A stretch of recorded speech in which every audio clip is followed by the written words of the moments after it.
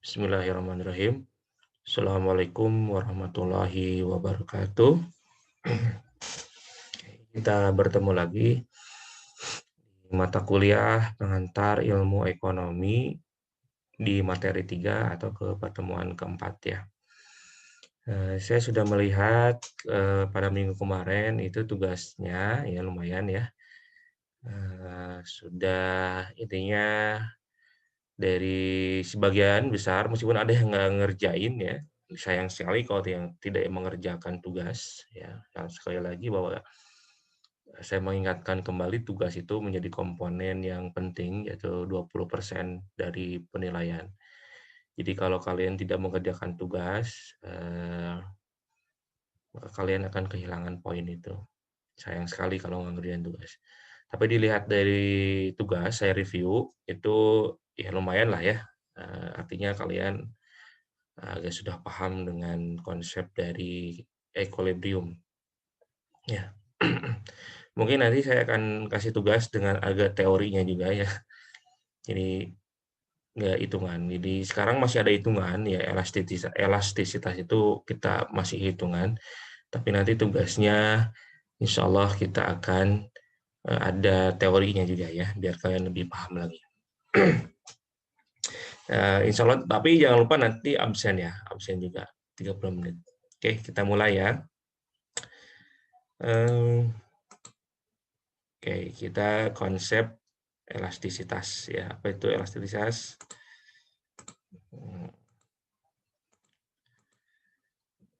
Oke, di sini elastisitas adalah tadi ada tetap ya, elastisitas adalah hubungan sebab akibat atau aksi reaksi antara satu variabel dengan variabel lainnya. Ya, aksi atau reaksi antara satu variabel dengan variabel lainnya. Jadi kalau kita melihat ilmu ekonomi ya di dalam konsepnya bahwa ada satu variabel komoditas yang mempengaruhi terhadap komoditas yang lain. Seperti minggu kemarin yang saya bahas ya. Gitu. Kemudian berapa persen satu variabel akan berubah bila satu variabel lainnya berubah 1%. Analisis inilah yang disebut dengan analisis sensitivitas. Jadi kita akan menganalisis seberapa persen perubahan komoditas variabel A ketika variabel X ini, misalkan variabel X dengan Y aja. Jadi berapa persen perubahan variabel Y jika variabel X ini berubah? Berapa persen perubahannya terhadap variabel Y? Nah, jadi kemarin kita sudah bahas ada yang disebut dengan variabel bebas ya atau independen, ada yang variabel terikat atau variabel dependent ya. Jadi variabel bebas itu variabel yang tidak dipengaruhi oleh variabel lain. Itu disebut variabel bebas. Sedangkan variabel terikat atau variabel dependent, dia variabel yang dipengaruhi oleh variabel lain. Nah, kita sebutnya variabel X, gitu ya, dipengaruhi oleh variabel X. Maka seberapa besar variabel Y ini, ya kita sebut aja variabel Y ya. Ini variabel Y itu ada sebagai variabel dependent ya, dependent. Seberapa besar variabel Y ini dipengaruhi oleh variabel X. Nah, X-nya bisa banyak ya, X-nya bisa banyak. Nah, jadi variabel bebasnya bisa banyak, bisa kita sebut X1, kita ada X2 gitu ya, sampai tak terhingga gitu ya.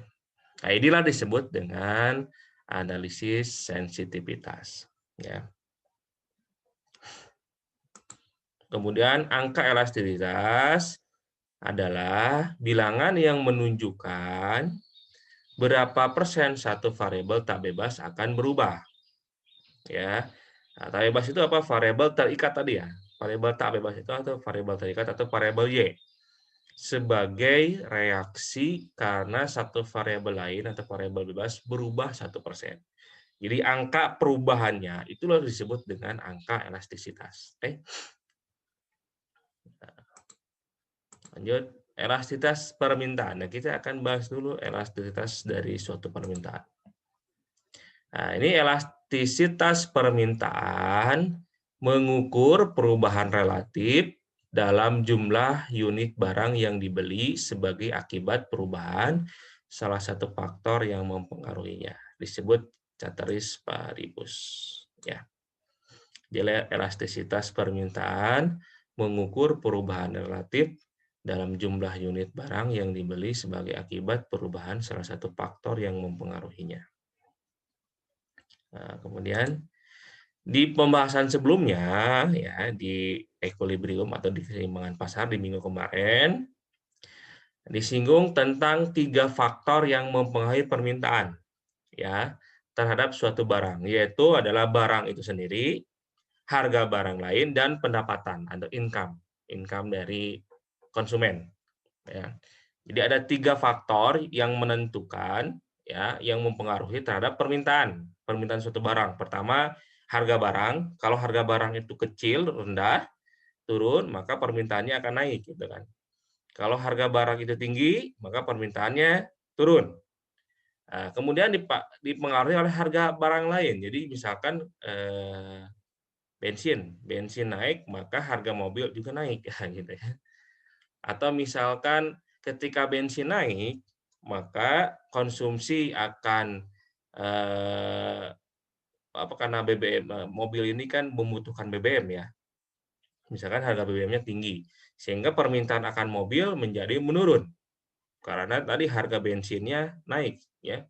Karena kalau harga bensin naik kan berarti biaya operasionalnya juga tinggi gitu ya. Kemudian apabila harga spare part naik, misalkan gini, ada mobil Jepang dan mobil Eropa misalkan ini ya. Mobil Jepang itu lebih laku daripada mobil Eropa. Kenapa? Karena mobil Jepang itu spare part-nya lebih murah, misalkan ya. Tapi mobil Eropa itu spare part-nya lebih mahal daripada mobil Jepang, sehingga permintaan akan mobil Jepang itu lebih tinggi daripada permintaan akan mobil Eropa. Nah, gitu ya. Nah, itu logikanya. Kemudian pendapatan. Nah, ini pendapatan juga mempengaruhi. Jadi kalau ketika suatu daerah income per kapitanya atau pendapatan per kapita masyarakatnya tinggi, maka permintaan akan suatu barang komoditas tertentu akan tinggi juga, gitu ya. Nah, lanjut gitu. Kemudian ini elastisitas harga, ini rumusnya ya. Atau price elasticity of demand, ya, atau elastisitas permintaan. Itu mengukur berapa persen permintaan terhadap suatu barang apabila harga berubah sebesar 1%. Jadi berapa persen sih kita ingin melihat berapa persen permintaan bila permintaan harga itu berubah 1%. Nah, ini rumusnya elastisitas price, persentase perubahan jumlah barang yang diminta dibagi persentase perubahan harga. Jadi di sini rumusnya persen, yakni ini ya persen Q quantity dibagi persentase perubahan. Ini perubahan itu disimbolkan dengan ya. Tapi kita sebutnya perubahan Q, berapa persen perubahan kuantitas dibagi persentase perubahan price harga. Ya, berarti sini persentase persen Q ini adalah persentase perubahan Q dibagi kuantitinya per ya perubahan persentase perubahan price dibagi dengan price-nya.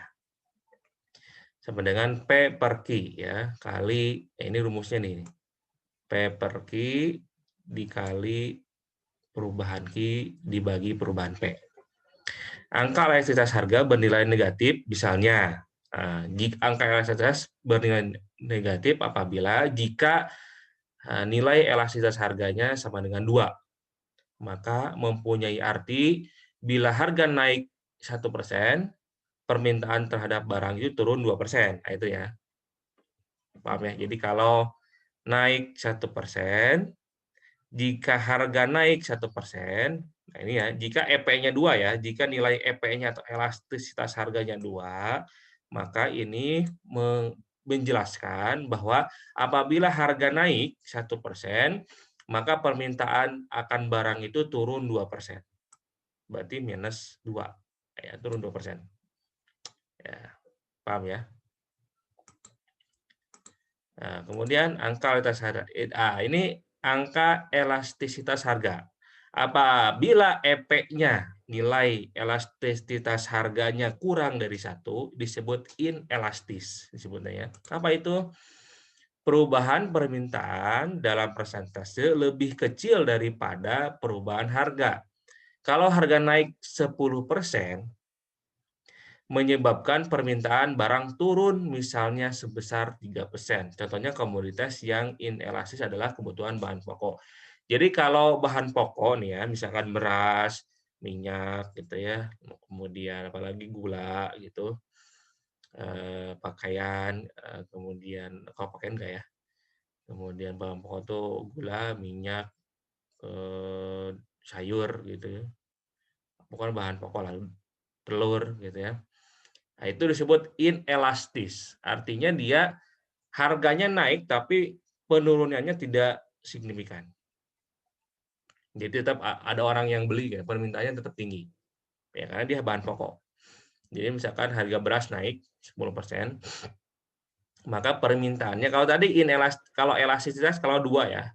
Kalau misalkan nilai elastisitasnya di atas 2 misalkan, ya, nilai elastisitas di atas 2, maka permintaannya turunnya senilai itu. Misalkan naiknya 1%, maka turunnya 2%. Ya, penurunan permintaannya 2%, tapi tidak berlaku untuk barang inelastis. Barang inelastis itu adalah indikatornya apabila nilai EP-nya kurang dari 1.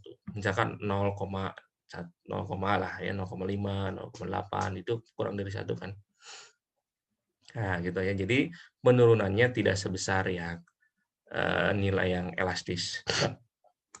Kemudian elastis. Nah, barang elastis itu apabila nilai elastisitas harganya lebih dari 1.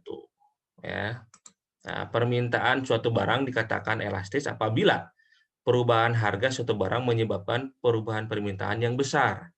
Misalkan bila harga turun 10%, maka permintaan akan naik 20% dan sebaliknya. Jadi ini nilai elastis kayak tadi. Jadi 2 kali lipat permintaannya. Jadi kalau misalkan harga turun 10%, maka permintaan naik 20%. Jika harga naik 10%, maka permintaan turun 20%. Gitu ya. Itu disebut dengan elastis. Ini inelastis. Ini ya ada penurunan tapi tidak terlalu signifikan. Yang inelastis apabila nilai EP kurang dari 1. Kemudian elastis unitary. Ya, apa elastis unitary? Adalah ketika nilai elastisitasnya sama dengan 1. Ya. Nah, ini jika harga naik 10%, maka permintaan turun sebesar 10%. Ini gitu ya.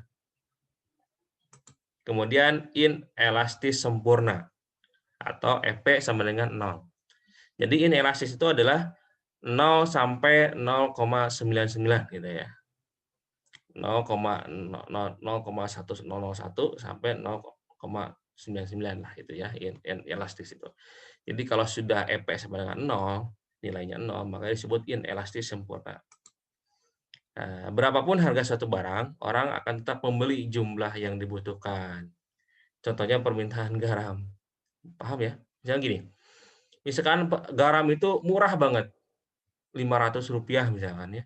Tapi orang tidak akan membeli garam 1 ton gitu.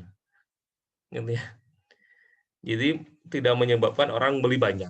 Jadi permintaan garam itu stagnan karena garam itu ya sesuai kebutuhan saja beli meskipun harganya murah.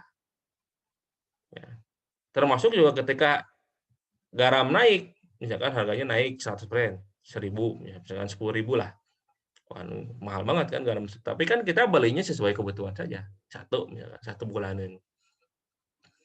Nah, gitu ya. Jadi komoditas yang disebut inelastis sempurna adalah contohnya garam, di mana naik atau turun harga komoditas ini tidak mempengaruhi permintaan atau penawaran. Jadi tetap segitu, stagnan. Gitu ya.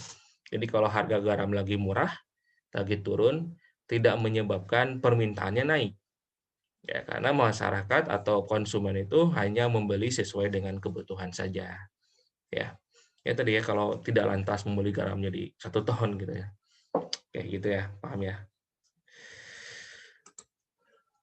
Nah, kemudian ada elastis tak terhingga, ya. Jadi di mana nilai FP itu tidak terhingga, ya. Kemudian contoh elastisitas harga di sini. Ada elastisitas harga demand, ED itu elastisitas demand, permintaan, perubahan jumlah permintaan yang disebabkan oleh persentase perubahan harga. Nah, bila contoh nih di sini ya, ada kurvanya, ini elastis ada perubahannya, ini bentuk perubahan harganya di sini. Nah, ini AB ini. Maka kita akan hitung ya, ini rumusnya. Ini rumusnya. Perubahan Q dibagi perubahan P dikali P per Q. Contoh di sini fungsi permintaannya ada Q D sama dengan 60 min 10 PX. Nah, ini fungsi permintaannya, di mana Q sama dengan kuantitas dan P sama dengan harga. Titik A harga 4 nih. Titik H ini ya harga 4, ini 4 ya. Q-nya 20. Nah, Q-nya 20.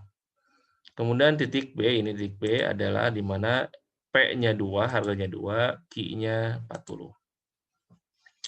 Oke, kita hitung ya. Di sini perubahannya berarti kita hitung perubahannya ya. Perubahan harga itu 40 min 20 ya. Kita ingin berapa perubahannya. 40 ini yang B ya. B dikurangi 20. Kemudian perubahan harga ini gue bahas kuantitas ya. 2 dikurangi 4 dikali 4 per 20.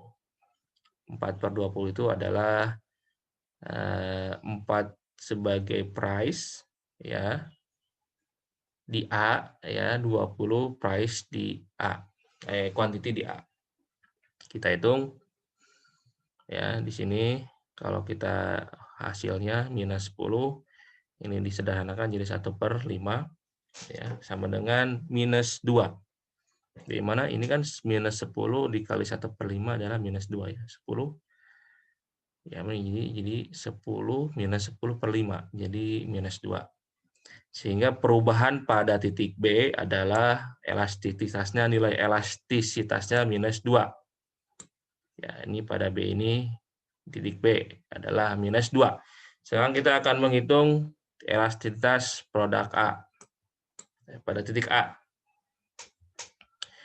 20 min 40 ya, 4 kurang 2 perubahannya 2 per 40 minus 10 dikali 1 per 20, ini disederhanakan ya, dibagi 2 bagi 2, kemudian minus 10 per 20 sama dengan minus 0,5, sehingga nilai elastisitas permintaan pada titik A adalah minus 0,5. Oke, itu ya, paham ya? Nah, berapa kemungkinan elastisitas permintaan seperti di bawah ini? Ini permintaan elastis, ini kurvanya gini ya. Tadi ya, elastis di mana tadi berapa harga EP-nya mendengar dengan lebih dari 1 ya. Nah, ini kurvanya seperti ini. Nah, kemudian ini elastisitas unitary. Ya. Unitary itu sama ya. Nilai E-nya 1.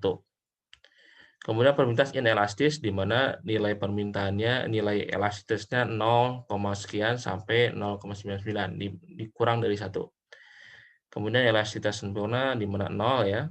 Sama dengan 0, harganya sama. Kemudian permintaan inelastis sempurna seperti ini. Ini kurvanya ya. Oke, lanjut. Kemudian elastisitas titik dan elastisitas busur. Elastisitas titik ya, mengukur tingkat elastisitas pada titik tertentu. Konsep elastisitas ini digunakan bila perubahan harga yang terjadi sedemikian kecilnya sehingga mendekati 0. Ya. Nah, untuk mengukur perubahan harga yang relatif besar, maka menggunakan elastisitas busur Arts elasticity yang mengukur elastisitas permintaan antara dua titik. Kemudian, nah ini ya, ini permintaan, ini disebut elastisitas titik dan elastisitas busur ya. Sama ya, ini kalau yang perubahannya seperti ini ya, maka ini ada dibagi dengan 2. P1 tambah P2 per 2 ya. Kita akan lihat di contoh soal. Faktor-faktor yang menentukan elastisitas harga ya, ini. Tingkat substitusi ya, ini faktor-faktor yang menentukannya. Makin sulit mencari substitusi suatu barang, permintaan makin inelastis. Ya, contoh beras, inelastis, garam, inelastis sempurna. Jadi semakin sulit substitusi suatu barang, permintaan makin elastis. Jadi beras itu tidak ada barang yang mengganti, kalau di Indonesia ya. Jadi bahan pokok itu jarang orang yang nggak suka beras gitu. Jadi kalau nggak ada beras ya gimana, harus ada beras gitu. Nggak ada yang menggantikan lah. Kalau gandum kan nggak ada di Indonesia. Tapi kalau jagung juga rasa-rasanya jarang ya. Kalau di Jawa, kalau mungkin di Papua iya ya. Kalau di Papua nggak ada beras, mungkin pakai apa sih itu yang kencang-kencang itu? Lupa saya. Aduh apa sih? Lupa ya. Pokoknya adalah sagu, kalau nggak salah sagu ya, yang bisa sagu, sehingga yang masaknya kenyal-kenyal itu. Saya lupa apa namanya itu. Mungkin di Papua iya ya. Jadi harga beras itu kalau mahal bisa penurunannya tinggi. Ya, penurunannya sama dengan barang elastis lah. Tapi kalau di suatu daerah tidak ada yang bisa menggantikan beras, maka barang itu disebut inelastis. Ya. Kemudian jumlah pemakaian. Makin banyak pemakaian, makin inelastis. Ya. Kayak beras, minyak gitu ya. Kayak minyak juga kan inelastis untuk saat ini ya. Karena tidak ada mobil ini. Kalau listrik juga kan nggak terlalu banyak ya. Jadi untuk saat ini minyak itu sebagai barang inelastis. Jadi berapapun kenaikannya itu penurunannya tidak signifikan.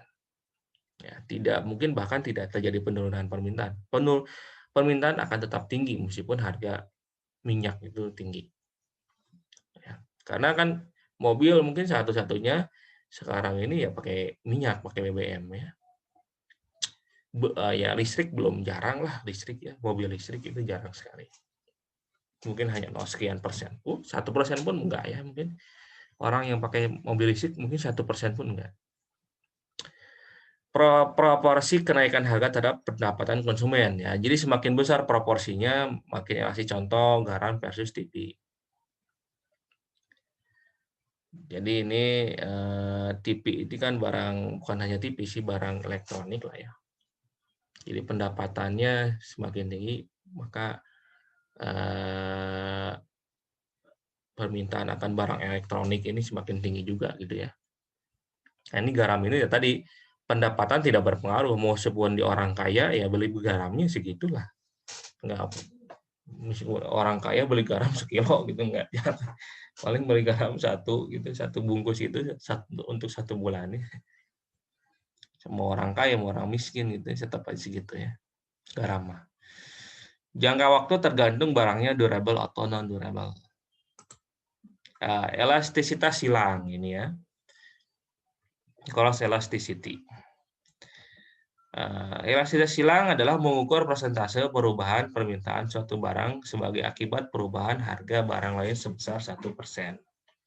Elastisitas silang dapat menunjukkan hubungan dua macam barang komoditi yang sifatnya substitusi, di mana elastisitas silang lebih besar dari 0, ya, daging sapi versus daging ayam. Misalkan, ketika daging sapi naik harganya, maka permintaan daging ayam turun. Atau gini, maaf, harga daging sapi naik, maka permintaan daging ayam naik. Gitu ya. Karena harga sapi naik, sehingga orang beralih ke ayam. Kemudian komplementer itu penyempurna lah, di mana EC kurang dari 0. Kalau EC kurang dari 0, maka disebut barang komplementer. Kalau EC-nya lebih dari 0, maka itu barang substitusi, ada barang pengganti. Ya. Tadi kalau misalkan harga pesawat, tiket pesawat tinggi nih, lagi tinggi nih kemarin-kemarin sebelum corona ya tinggi banget tuh. Ke Bali bisa 1 juta gitu, asalnya cuma 500 gitu ya. Maka permintaan tiket kereta api itu naik. Jadi orang ke Jogja, ke Surabaya gitu ya. Karena tiket kereta lebih murah, nggak pakai kereta. Ya. Ya, sebelum corona lah, sebelum corona ya sekarang agak tiket murah-murah ya. Kemudian komplementer tadi ya, bahan bakar minyak dengan mobil, kemudian kopi dengan gula. Jadi kalau bahan minyaknya tinggi, harganya bisa jadi menyebabkan permintaan mobil turun. Ya. Kemudian barang yang tidak saling berhubungan, netral, 0, sama dengan 0 ya, EC-nya 0. Oke. Kita akan lihat apakah ada contoh. Elastisitas pendapatan. Mengukur berapa persen permintaan terhadap suatu barang berubah bila pendapatan berubah sebesar 1%. Nah, ini pendapatan ya. Kalau tadi silang ini tadi substitusi, komplementer, dan netral. Kalau ini elastisitas pendapatan. Kalau pendapatannya naik, apakah berapa persen permintaan suatu komoditas? Gitu ya.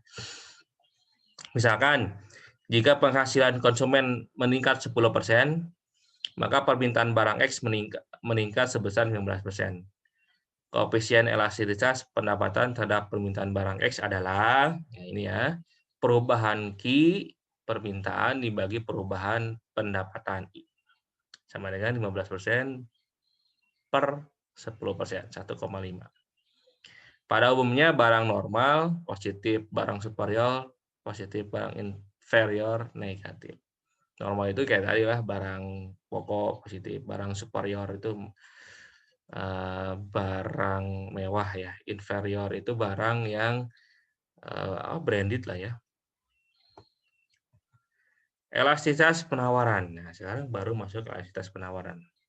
Elastisitas penawaran atau S dapat didefinisikan sebagai analogi logika yang sama dengan elastisitas permintaan.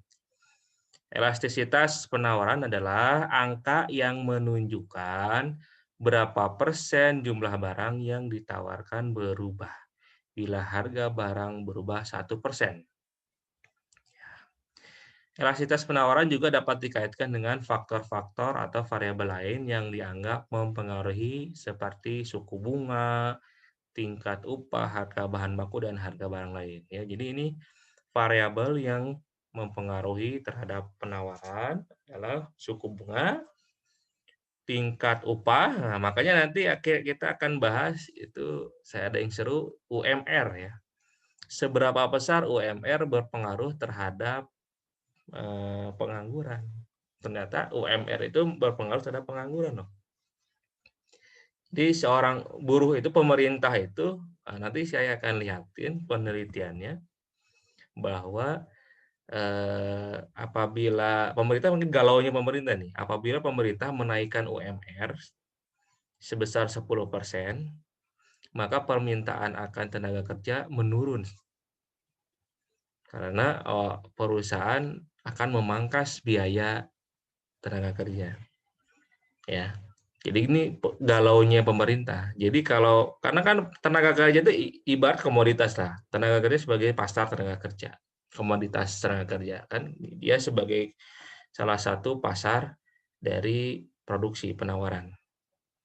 Ya. Jadi kalau harganya mahal, kalau tenaga kerja dibayar mahal gitu ya, terutama untuk yang buruh ya. Buruh di mana pekerjaan itu tidak membutuhkan keahlian khusus. Ya, kayak buruh pabrik gitu kan tidak membutuhkan keahlian khusus. Kalau saya di pabrik itu kan pernah saya 3 tahun ya. Ada orang yang cuma ngepak doang, kerja ngepak doang gitu ya, ngepak masukin produk ke dus, itu kan tidak butuh keahlian ya. Kemudian orang yang masukin produk ke satu mesin sehingga dimasuk ke kemasan packaging. Kemudian orang yang masukin ini ke mixer operator, itu kan tidak membutuhkan keahlian khusus gitu ya. Dan itu yang banyaknya di sana justru. Orang banyak diserap tenaga kerja justru di pekerjaan yang tidak membutuhkan keahlian. Apabila ini harganya naik, tinggi nih UMR-nya, maka banyak permintaan tenaga kerja akan diturunkan sehingga akan terjadi PHK besar-besaran. Penganggurannya banyak, semakin banyak. Ini dilemanya pemerintah. Jadi buruh itu jangan terlalu naik. Itu akan menyebabkan ini pengangguran akan semakin tinggi karena pengusaha itu kan akan mengurangi gitu jumlah tenaga kerjanya. Ya inilah disebut dengan konsep ekonomi ya. Nanti saya akan lihatkan penelitiannya ya dengan equilibrium ya, elastisitas dengan analisis equilibrium dan elastisitas. Gitu ya. Jadi pemerintah itu berapa sih harga pas. Jadi kalau kita ingin melihat tenaga kerja, pasar tenaga kerja, berapa sih equilibriumnya agar memaksimalkan jumlah tenaga kerja yang terserap. Nah, gitu ya. Tidak banyak penganggurannya. Jadi pemerintah itu hati-hati sekali ya dalam menaikkan harga UMR. Gitu ya. Nah, ini presentasi perubahan jumlah ini dari ES ya. Presentasi perubahan jumlah barang yang ditawarkan dibagi presentasi perubahan harga. Ini ya rumusnya.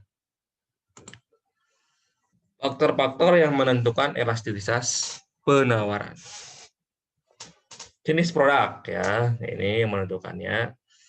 Kurva penawaran produk pertanian umumnya inelastis ya, inelastis untuk yang produk pertanian. Jadi kalau pertanian itu inelastis sebab kalau misalkan harganya tinggi, permintaannya juga akan tetap tinggi. Jadi penurunannya tidak signifikan. Kalau harga pertanian, penawarannya jenisnya produknya pertanian. Sebab produsen tidak mampu memberikan respon yang cepat terhadap perubahan harga. Misal, jika harga beras naik 10%, petani harus menanam dulu selama 3-4 bulan, yang kemudian barangnya tersedia. Sementara kurva penawaran produksi industri umumnya elastis, sebab mampu merespon cepat terhadap perubahan harga. Bila harga tekstil meningkat, pabrik tekstil akan memperpanjang jam kerja mesin, menambah pekerja harian atau memberikan lembur. Jadi kenapa produk pertanian itu disebut produk inelastis? Ya, karena produk pertanian itu tidak dapat merespon cepat harga pasar. Ya. Jadi ya perlu waktu untuk memproduksinya dan nggak instan. Misalkan cabai lagi tinggi nih, wah saya mau petani, saya mau nanam cabai ya, mungkin barangnya ada mungkin 4 bulan atau 6 bulan kemudian. Ya tidak bisa merespon cepat. Tapi kalau misalkan saya tekstil, saya pengusaha tekstil, ini harga tekstil lagi tinggi nih, harga tekstil lagi tinggi, maka saya akan meningkatkan produktivitas tekstil itu dengan cara menambah mesin, ya, menambah tenaga kerja, atau memberikan lembur sehingga produksinya lebih tinggi lagi, meningkat, sehingga nanti besok harinya permintaan tekstil itu dapat terpenuhi, gitu ya, tidak ada loss sell. Kemudian sifat perubahan biaya produksi. Selain tergantung pada jenis produknya, elastisitas penawaran juga dipengaruhi oleh sifat perubahan biaya produksi. Penawaran akan bersifat inelastis bila kenaikan penawaran hanya dapat dilakukan dengan mengeluarkan biaya yang sangat tinggi. Ya. Apabila penawaran dapat ditambah dengan pengeluaran biaya tambahan yang tidak terlalu besar, penawaran akan bersifat elastis. Ya. Kemudian jangka waktu. Jangka waktu juga dapat mempengaruhi besarnya elastisitas penawaran. Jadi ada berapa nih? Ada 3 ya yang mempengaruhi elastisitas, ada jenis produk, kemudian sifat perubahan biaya produksi, dan jangka waktu. Kemudian elastisitas jangka pendek dan jangka panjang. Elastisitas permintaan, elastisitas harga untuk yang barang-barang habis pakai dalam waktu kurang dari 1 tahun. Disebutnya non-durable. Jadi jangka pendek itu adalah di mana barang habis pakai dalam waktu kurang dari 1 tahun. Elastisitas harga lebih besar dalam jangka panjang dibandingkan dalam jangka pendek. Kenapa? Jadi ketika suatu komoditas ini pemakaiannya barangnya lebih dari 1 tahun, itu elastisitasnya lebih besar daripada komoditas yang jangka waktu habisnya itu pemakaiannya kurang dari 1 tahun. Pertama, konsumen membutuhkan waktu untuk mengubah kebiasaan mereka. Bila harga kopi naik, konsumen yang biasa minum kopi banyak sulit mengubah kebiasaan itu dalam jangka pendek. Akibatnya permintaan kopi dalam jangka pendek mengalami penurunan yang relatif lebih sedikit dibandingkan dengan jangka waktu panjang. Seperti rokok, ya rokok juga sama ya. Rokok itu kan sekarang naik harganya ya, karena pajaknya dinaikin. Jadi rokok itu, saya pernah bilang ya, jadi cukai rokok itu pemerintah dalam undang-undang membolehkan menaikkan cukai itu sampai 85%. Cukai itu pajak ya. Jadi barang-barang cukai itu kayak alkohol, itu rokok itu bisa dinaikkan pajaknya hampir apalagi kalau alkohol itu sampai 150%. Makanya tidak heran kalau kita lihat harga alkohol ya, misalkan harga alkohol kita lihat misalkan di tempat-tempat yang ada alkohol itu pasti harganya mahal-mahal, di atas 100, 300, 400, 500 satu botolnya ya. Padahal kan biaya produksinya nggak sebesar itu. Jadi yang mahalnya pajaknya kalau yang alkohol. Sehingga banyak di kampung-kampung itu orang yang mau mabok itu pakai yang campuran gitu ya, yang 10.000 itu mabok, akhirnya mati kan. Apa sih yang miras campuran itu ya? Miras campuran yang harganya 10.000 itu campurannya kan macam-macam, ada yang apa ya yang beras itu beras yang difermentasi yang udah berapa tahun. Pakai Coca-Cola, pakai apa, pakai obat ini, pakai semua dimasukkan, air diminum, mati lah itu. Karena harganya murah, cuma 20.000, 10.000 ya. Orang di daerah-daerah gitu ya, di desa-desa yang pemudanya ingin mabok, nggak kebeli, uangnya nggak ada. Dia pengen mabok, tapi uangnya nggak ada. Karena harga alkohol itu mahal-mahal, 500.000, udah 500.000. Ya, akhirnya dia beli yang murah, miras murah 10.000 ya. Tapi banyak yang meninggal. Karena penakarannya itu tidak sesuai dengan kesehatannya, penakarannya aneh. Atau ini tidak ada standarnya. Rokok juga sama ya. Misalnya sekarang harga rokok mungkin cukainya belum 5. Jadi kalau harga rokok itu diberlakukan maksimal 85%, itu harga satu bungkus rokok bisa 100.000. Ya, itu berpengaruh juga terhadap permintaannya. Kalau harga rokok satunya 100.000. Masih ada yang mau beli nggak? Pasti ada yang mau beli, tapi tadi ya, karena orang, apalagi orang itu, rokok itu ada zat adiktifnya, jadi orang tidak bisa berhenti 100% dari kebiasaan merokok. Seperti kopi ya, walaupun harganya kopi naik, ya permintaannya akan tetap naik. Kemudian kedua, kadang-kadang permintaan terhadap suatu barang berkaitan dengan barang lain yang perubahannya baru terlihat dalam jangka panjang. Misalnya bila harga BBM naik, maka konsumen segera mengurangi jam pemakaian kendaraan. Sehingga dalam jangka pendek, elastisitas harga lebih besar.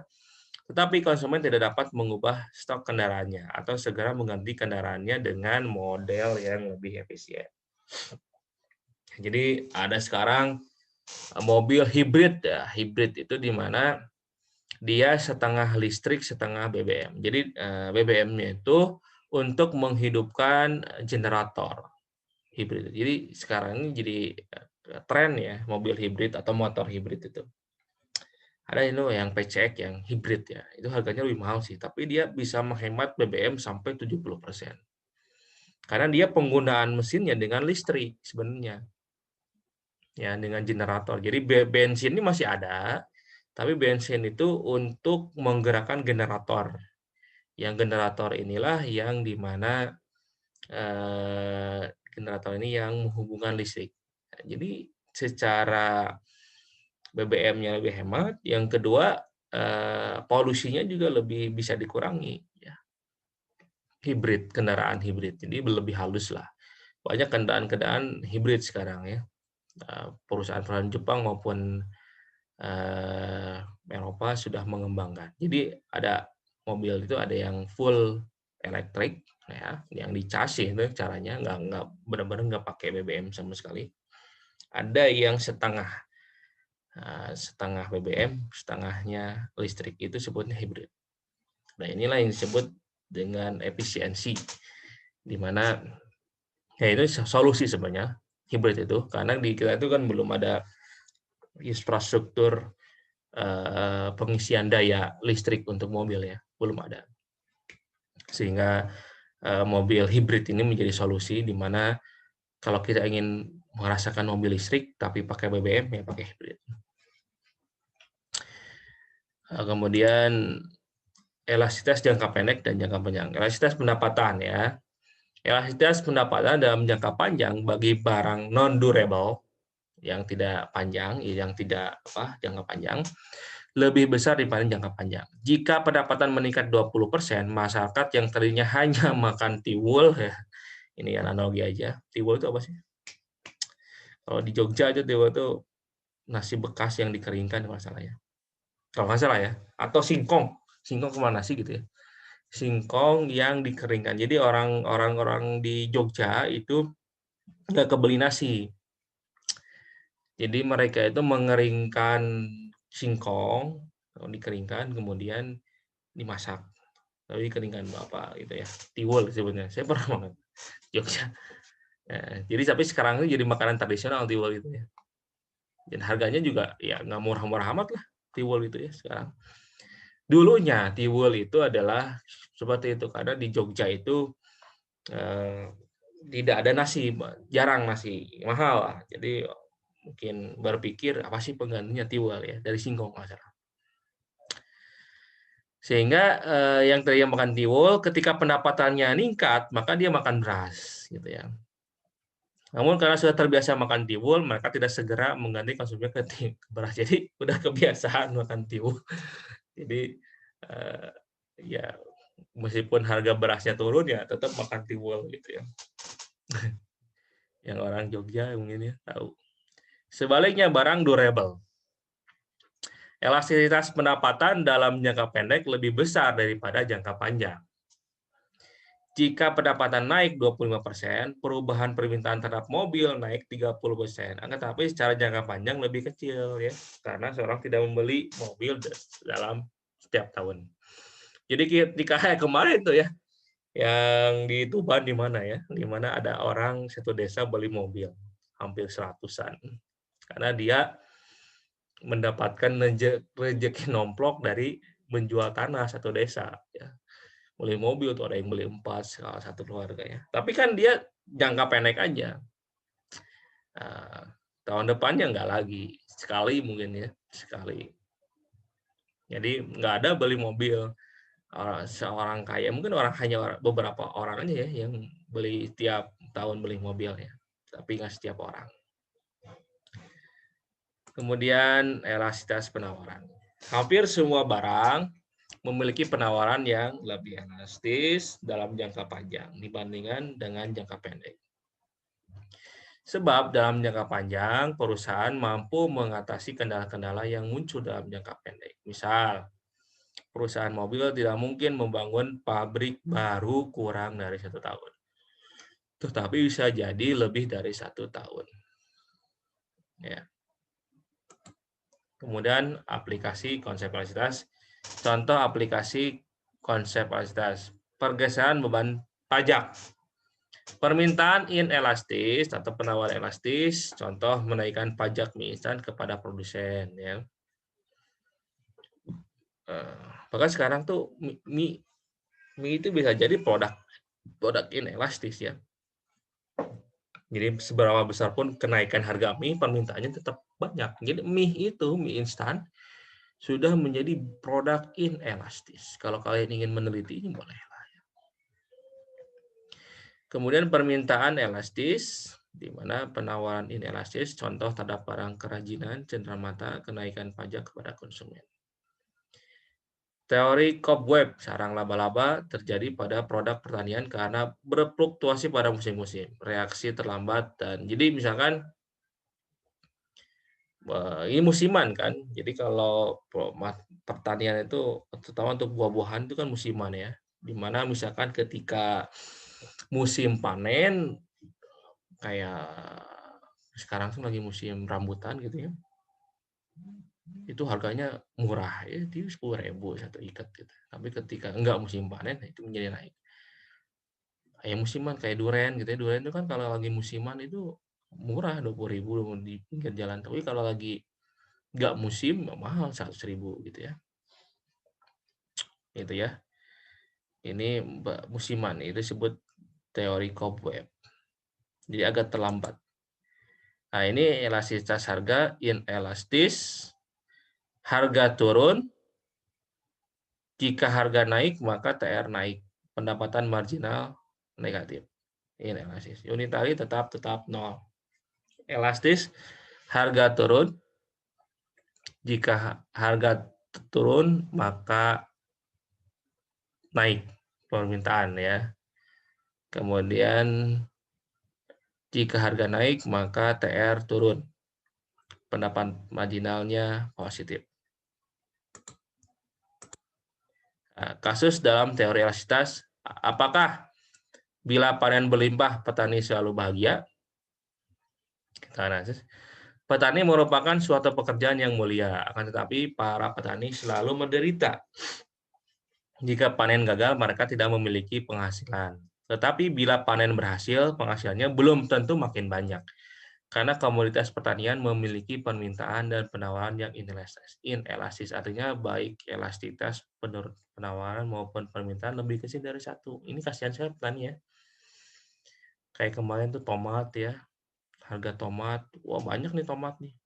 Kemudian harganya ini, tomatnya rendah harganya. Wah, ini kan ini rugi ya. Dibuang-buangin petani saking kecewanya. Elastisitas penawaran yang lebih kecil dari 1% mempunyai makna apabila harga naik 10%, maka jumlah yang ditawarkan hanya bertambah kurang dari 10%.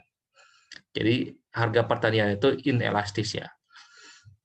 Jika elastisitas pendapatan kurang dari 1% mempunyai makna bila pendapatan rakyat Indonesia naik rata-rata 10%, maka permintaan terhadap padi hanya naik kurang dari 10%. Ya. Jadi orang mau sekaya apapun, beli beras tidak akan beli sampai berpuluh-puluh ton. Ya, benar kan? Sebut seperlunya aja.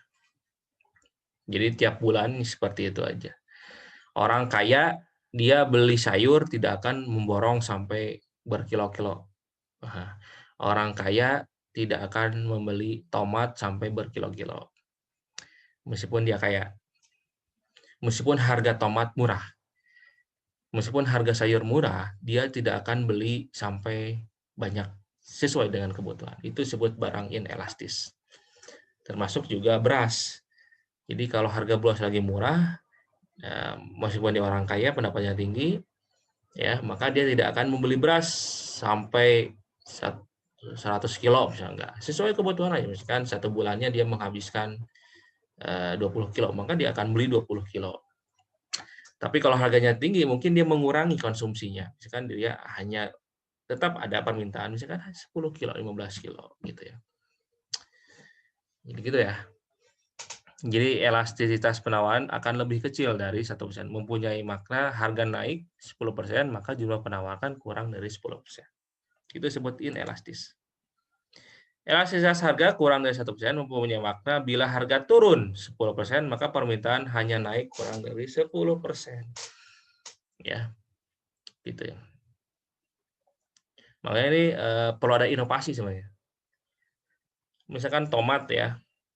Ini sebenarnya perlu ada inovasi dari mahasiswa. Singkong itu misalkan lagi tinggi panen raya. Kita itu kan Indonesia itu salah satu produksi singkong yang paling banyak ya di Indonesia. Nah, ini harus ada inovasi untuk meningkatkan nilai singkong ini agar yang tadinya singkong barang inelastis menjadi barang elastis. Misalkan jadi keripik, dikemas, ya, singkong. Sehingga barangnya dirubah jadi barang elastis. Kemudian kayak di Malang. Malang itu dia penghasil apel. Apel itu barang pertanian inelastis. Jadi barang itu apel itu kalau lagi melimpah ya permintaannya juga tidak akan banyak. Orang tidak akan membeli apel sampai berpuluh-puluh kilo. Ya itu segitu aja. Jadi barangnya hanya naik sekian persen, tidak lebih dari 10%. Maka harus ada inovasi untuk menaikkan apel ini, value-nya. Dibikin keripik apel, ada di kue, pie, pie apel, pineapple, dibikin apa yang ada ya. Kalau kita ke Malang itu ada kue yang Tengku Wisnu itu apa sebenarnya Pak. Enak tuh, dari apel tuh. Kue terbuat dari apel, enak tuh. Nah, kemudian itu kan barang jadi naik value apel itu jadi tinggi nih. Yang tadinya dia hanya jual apel, tapi diolah jadi kue, jadi pie, jadi keripik, jadi sari apel, minuman. Wah, enak tuh. Nilai value-nya jadi tinggi sehingga petani ini terbantu ini, nggak menderita lagi. Ya. Karena dia nggak jual apel itu berupa untuk dimakan ini, tapi menjual apel untuk jadi bahan baku produk tertentu. Kemudian tomat harus apa? Misalkan bikin apa inovasi keripik tomat atau apa ini mahasiswa nih harusnya kayak gitu. Makanya PKM ini program kreativitas mahasiswa ini yang di belakang saya. Ya, itu adalah ajang kreativitas kalian untuk membantu itu petani. Ya, untuk membantu petani agar punya value lebih. Jadi produknya yang tadinya inelastis menjadi produk yang elastis, di mana permintaannya menjadi tinggi atau nilainya nggak murah, jadi nilai dari produknya jadi tinggi. Gitu. Sekarang ada satu daerah, misalkan di mana lagi? Talas di Bogor, kan sekarang ada dibikin bolu talas. Nah, kemudian ada apa namanya keripik udah pastilah banyak ya, mangka ya dibikin keripik, pisang dibikin kue pisang ya, jadi menambah nilai ya. Kalau durian pasti tinggi lah. Durian itu dia mentah-mentah aja kayak gitu ya. Nah, kalau durian ada satu produk durian, gitu ya. Jadi itu salah satu ide bagaimana kalian membantu petani dalam meningkatkan value dari produknya, jadi inelastis jadi elastis. Kesimpulannya, jadi produksi atau panen meningkat 10%. Ini kalau biasa ya. Jika produksi atau panen meningkat 10%, maka agar tambahan produksi dapat terjual habis, harga jual harus diturunkan lebih besar 10%. Dengan demikian justru saat panen melimpah, petani menjadi sangat was-was.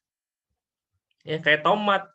Tahu berapa tomat itu ketika melimpah harganya cuma ya mungkin 500 per kilo. Kasihan sekali petani itu ya. Untuk menutupi udah mungkin tomat itu hanya 3 bulan sekali mungkin ya.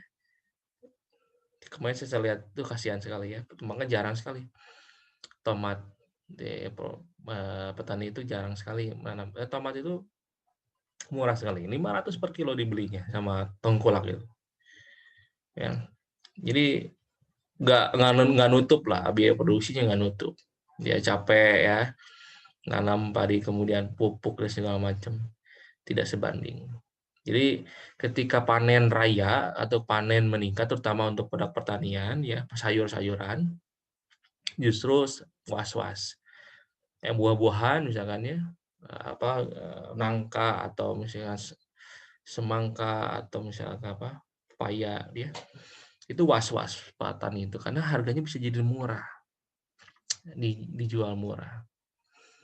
Nah, makanya ini perlu ada inovasi ya dari mahasiswa, ya dari kita semua akademisi, bagaimana ini membantu petani ini agar ketika barang ini, misalkan jadi tomat itu kan bisa dibikin sambal tomat gitu ya, diolah yang dibikin mereknya kemasannya bagus sekali ya, sehingga harga tomat ini menjadi meningkat.